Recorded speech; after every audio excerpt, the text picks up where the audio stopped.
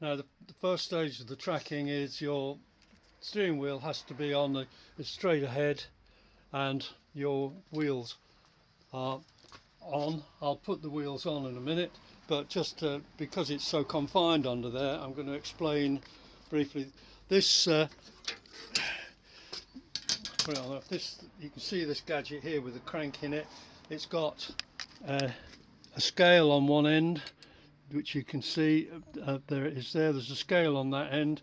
What you do is you make sure that when you go onto the wheel, right on the rim there of the two front sections, and then you reverse it and do it onto the back of the wheel, obviously with them on the vehicle, and they've got to be either parallel, or the front has got to be 1/16 of an inch toe in, as it's called.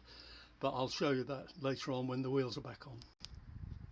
Now what I've done, I've put the car onto blocks and chopped the back so it can't roll, so it's perfectly safe, to give me a room to get underneath to use my my gadget for checking the tracking.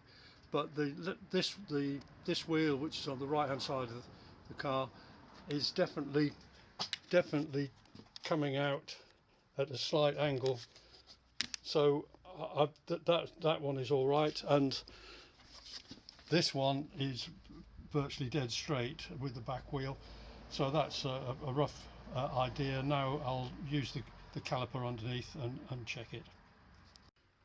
As you'll see now, where you've got your track rod in there, to adjust, you just slacken off the nut there and wind this stem in and out to push it out or pull it back, and that will adjust your track rods both sides, a fraction at a time, and then each side, and just check your steering wheel and make sure that is still central.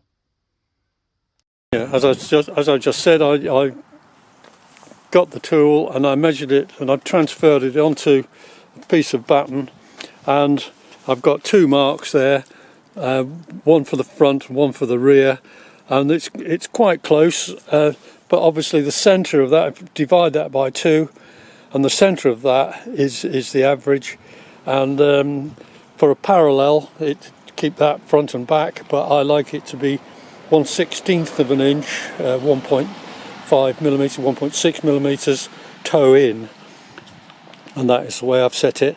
So I've just now lock in, and that, just for my reference, the inside and the outside. The inside one is 1 metre 137, and the other one is 1 metre 139.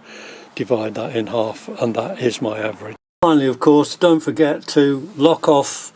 I've used a pair of Stilsons or monkey wrench to hold the shaft to stop it turning, and then locked it on with a three-quarter spanner.